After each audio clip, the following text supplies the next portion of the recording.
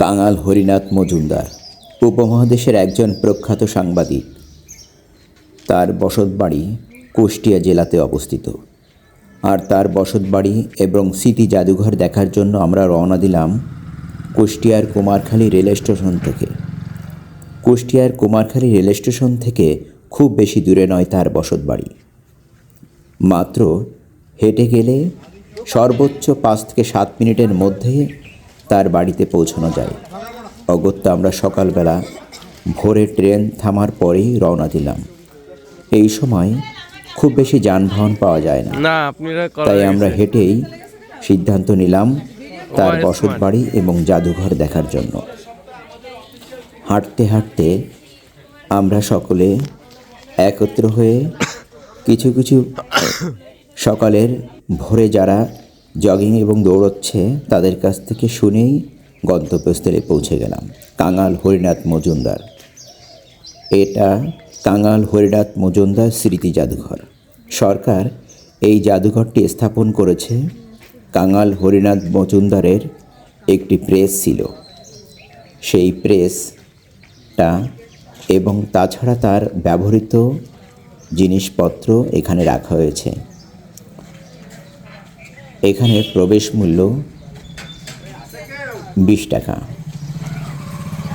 এবং বাচ্চাদের জন্য 10 টাকা। যাই হোক না কেন, অত্যন্ত সুন্দর এবং পরিপাটিভাবে সরকার এই জাদুঘরটি সুন্দরভাবে মনোরম পরিবেশে সাজিয়েছে, দেখার মতো। কাঙাল এখানে তার চিত্রকর্ম এবং তার কর্মকাণ্ড এবং সাংবাদিকতার অনেক নিদর্শন স্মৃতি হিসেবে এই জাদুঘরে রাখা হয়েছে। এই জাদুঘর থেকে আর মাত্র 4 থেকে 5 মিনিট হেঁটে গেলেই তার বসতবাড়ি। আমরা প্রথমে এসে পৌঁছালাম স্মৃতি জাদুঘরে। তখন ভোরবেলা ছিল। এই সময় প্রবেশ মূল্য দিলেও ভিতরে প্রবেশ করা সম্ভব নয়, তাই বাইরে থেকেই আমরা দেখে বেরিয়ে এলাম তার বসতবাড়িতে। কাঙাল হরিনাথ মজুমদার স্মৃতিসৌধ। জেলা প্রশাসক বনমালী ভৌমিক এই স্মৃতিসৌধটি উদ্বোধন করেন। তার দরজার কাঠের দরজার পাশে লেখা আছে অনেক কথা, যেটা দেখা যাচ্ছে যে উপদেশ বাণী এবং উপদেশমূলক কিছু কথাবার্তা আমরা দেখলাম এবং পড়লাম।